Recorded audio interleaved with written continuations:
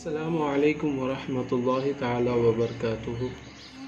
حضرات محترم، آج میں مکہ مکرمہ کے تعلق سے کچھ بیان کروں گا۔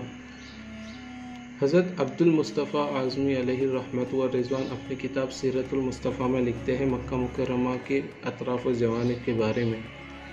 وہ لکھتے ہیں مکہ مکرمہ یہ حجاز کا ایک مشہور شہر ہے۔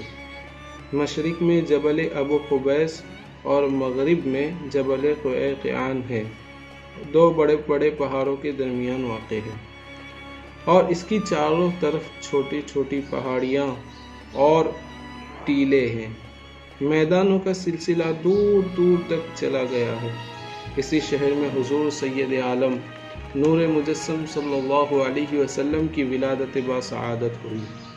اس شہر اور اس کے اطراف میں بہت سارے مقامات واقع ہیں۔